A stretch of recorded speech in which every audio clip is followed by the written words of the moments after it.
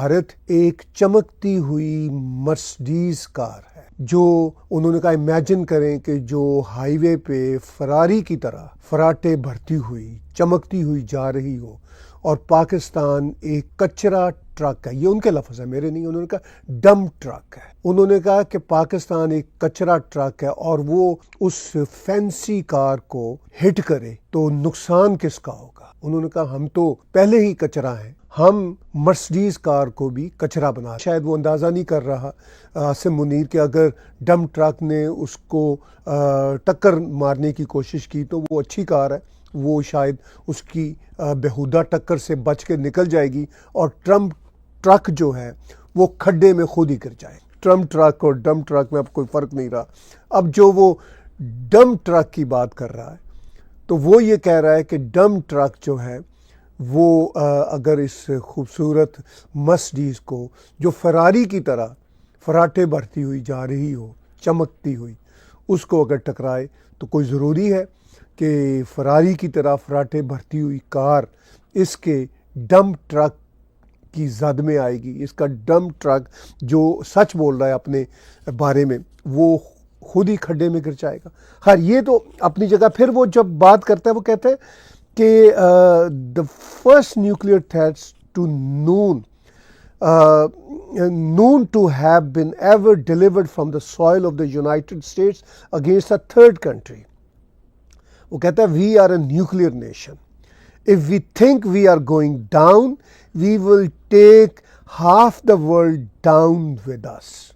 अब half the world down with us, अगर India को ही डाउन लेके जाना है तो इंडिया अभी तो हाफ वर्ल्ड नहीं है, क्या फिर अपना जो यार देश है चाइना उसको भी डाउन लेके जाना है, हाफ द वर्ल्ड को? तो क्या बातें कर रहा है आसिम मुनीर, वो भी अमेरिका के सॉइल से बैठ के। वो सिर्फ भारत को धमकी नहीं दे रहा, इनफैक्ट तो वो पूरी दुनिया को धमकी दे रहा है। कई ये ख्याल है कि अमेरिका उसका यार है तो वो अमेरिका को कोई फ़र्क नहीं पड़ेगा उसकी न्यूक्लियर थ्रेट से, वो काफ़ी दूर है। लेकिन उस रीजन में हाफ द वर्ल्ड, यानी जो ईस्टर्न हेमिस्फीयर है पूरे का पूरा, रशिया, चाइना, इंडिया और पूरा फार ईस्ट एशिया, सबको ले डूबना इसने। किस तरह की लैंग्वेज है। और मैं इमरान खान के जो सपोर्टर हैं, जो उनके बहुत करीबी लोग रहे हैं, उनके भी मैं व्लॉग कल रात को सुन रहा था, तो वो भी इस बात को जस्टिफाई कर रहे थे कि इमरान खान ने भी इसी तरह की न्यूक्लियर थ्रेट्स दी थी, लेकिन ऑफ कोर्स ज़रा इससे मुख्तलिफ थी। वो तो हर वक्त न्यूक्लियर थ्रेट देता रहता था।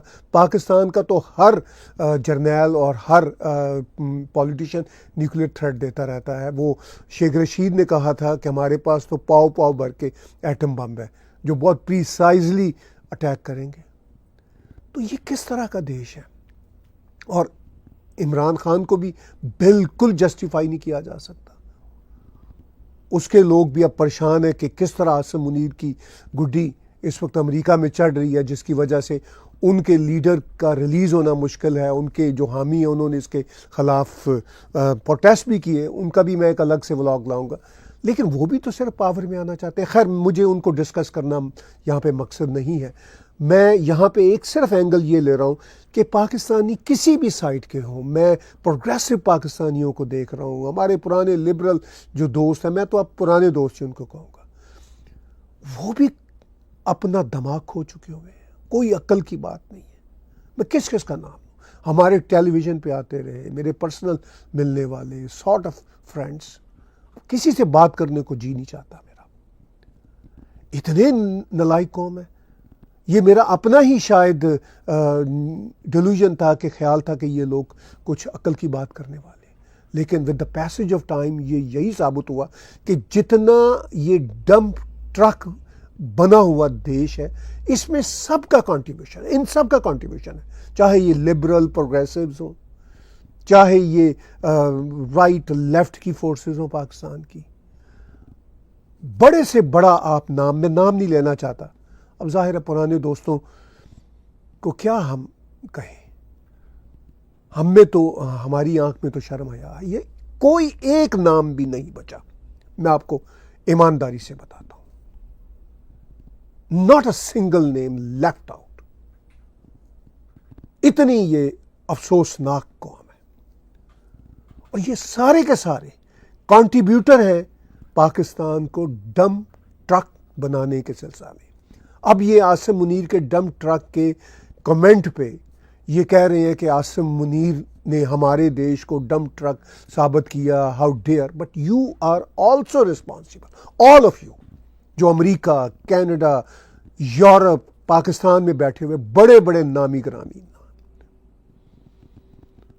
कोई एक नाम भी अब इसमें से मैं यानी इस फहरिस्त से नहीं निकालूंगा कि जिसने पाकिस्तान को डम ट्रक नहीं बनाया। मतलब वो ऐसी ऐसी प्रोग्रेसिव बातें करते हैं अपनी तरफ से कि जनाब ये है, हम तो बड़े आर्मी के ख़िलाफ़ हैं, मगर वो इंडिया के ख़िलाफ़, हिंदुओं के ख़िलाफ़ नफ़रत से भरे हुए लोग हैं। फिर इनको एकदम से ख्याल आता है कि ओ आफ्टर ऑल तो हम पाकिस्तानी, हमें पाकिस्तान के इंटरेस्ट की बात करनी चाहिए। इन सब को आजमा लिया हमने। ये जो जंग हुई थी ना पाकिस्तान और इंडिया के बीच 7 मई और 10 मई के दौरान, सारे नंगे हो गए, एक्सपोज हो गए। पता चल गया कि ये सब के सब अंदर से कितने नफरत से भरे हुए लोग हैं और कितने जाहिल हैं। खुद को ये अमेरिका में डॉक्टर कहते हैं, अमेरिका में थिंक टैंक्स के साथ लगे हुए हैं। In the end, in the long run,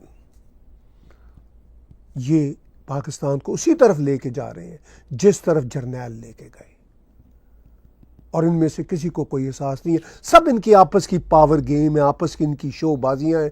America, Canada में, यूरोप में 30-30, 40-40 सालों से रह रहे हैं, अभी तक ये पाकिस्तान की पैटी पॉलिटिक्स से बाहर नहीं निकले। अब मैं जो बात करता रहता हूँ, मैं तो खैर पाकिस्तानी खुद को कहता नहीं, मैं तो प्योर कैनेडियन हूँ, और इसलिए मैं साउथ एशिया के इश्यूज़ पे बात करता हूँ। उनको हम जानते हैं, हम बेहतरी चाहते हैं। मैं पर्सनली अपनी बात कर रहा हूँ, साउथ एशिया की बेहतरी चाहते हैं। इवन पाकिस्तान में बेहतरी हो जाए मुझे खुशी होगी, उनकी आवाम का भला हो जाए मुझे खुशी होगी। इंडिया तो अपना जर्नी खुद ही लेके चल रहा है, एक पुरानी सिविलाइजेशन है, उनको तो किसी की मोहताजी की जरूरत नहीं है। अगर पाकिस्तानी अपने आप को ठीक कर ले और उससे उनके अवाम की बेहतरी हो जाए, हमें खुशी होगी। मैं उनका कोई बुरा नहीं चाहता, लेकिन कैसे मैं तनकीद ना करूं जिस तरह बलोचों के साथ ये बुरा हाल करते हैं। इस सारे सिनेरियो में जब मैं कहता हूं कि कोई एक पाकिस्तानी भी अब मेरी फहरिस्त में नहीं है जिसके बारे में मैं कह सकूं कि वो मुकम्मल सच बोल सकता है। हाँ, इसमें बलोच हो सकते हैं जो अपनी जद्दोजहद के लिए लड़ रहे हैं, मगर बलोच तो खुद को पाकिस्तानी नहीं कहते, इसलिए वो पाकिस्तान के साथ नहीं है। मैं उन बलोचों की बात कर रहा हूँ जो अपनी आज़ादी के लिए जद्दोजहद कर रहे हैं। जय हिंद दोस्तों, स्वागत है आप सभी का हमारे चैनल पर। आप देख रहे हैं इंडिया वेब न्यूज़। कल के वीडियो में हमने आपको कहा था कि इसने ना अपने आप को कचरे वाला डंपर बोला है। भाई हमारे लिए तो सही है ना कि इसने अपनी डेफिनेशन खुद दे दी है कि हम क्या हैं, हम कहाँ स्टैंड करते हैं। वही ताहिर साहब ने भी बोला कि भाई शर्म आती है कि कोई भी शख्स जो इस पोजीशन पर बैठा हो और वो अपने आप को कचरे का डब्बा कह रहा है। एक्चुअली कचरे का डिब्बा कचरे को ही तो बोला जाएगा। और ये आसिम मुनीर ने खुद अपने आप को मान लिया है कि पूरा पाकिस्तान कचरे का डब्बर है, कचरे का डब्बा है। और हकीकत है, बीच बीच में पाकिस्तानियों के अंदर जोश चढ़ता है, वो जोश में आकर ऐसा बयान दे देते हैं जिससे उनकी फजीहत होती है। आखिरकार सच कबूलना कोई गलत बात नहीं है। आसिम मुनीर ने सच कबूला है, हम तो खुद उसका धन्यवाद देते हैं। दूसरी तरफ इसने तैश में आके ना अमेरिका का भी ना इसके ऊपर ना हाथ पड़ा हुआ है, तो इसने सोचा कि भाई भारत को ना लगे हाथ यहीं से धमकी दे देता हूँ, पूरा पाकिस्तान खुश हो जाएगा। और पाकिस्तानी तो धूल पीटने ही लग रहे हैं। पाकिस्तानी खुश हो रहे हैं कि अमेरिका में बैठकर हमारे जनरल साहब ने ना भाई साहब क्या धमकी दी है। भारत खौफ में है, भारत डर गया। अभी तू पाकिस्तान वापस पहुँच, तेरा अच्छे से वेलकम होएगा, ठीक है। पहली बात तो तूने कचरे का डिब्बा बोला है। वहाँ से भाग के जब तू जाएगा ना चाइना वाले ना तेरे को तमाचा खींच कर मारेंगे। जो तूने ये बोला है ना कि भारत के साथ जंग हुई तो आधी दुनिया गायब हो जाएगी, है ना, इनडायरेक्टली तो परमाणु हमले की बात कर रहा है। बहुत से लोग बोल रहे भाई बोला तो है नहीं परमाणु धमका, अरे आधी दुनिया फिर कैसे गायब हो जाएगी। और आधी दुनिया में ना चाइना भी आता है। तेरी हिम्मत है चाइना से बात करने की? मैं सच बता रहा हूँ, ये जाएगा चाइना में, तमाचा खींचकर इसको जिनपिंग मारेगा और बोलेगा भूल कर भी दोबारा ऐसा बयान अपनी ज़बान पे मत लाना। आप क्या कहते हैं दोस्तों, कमेंट करके बताएं। चैनल पर अगर नए हैं तो चैनल को सब्सक्राइब करें, इस वीडियो को लाइक करें और शेयर करें। जय हिंद, जय भारत।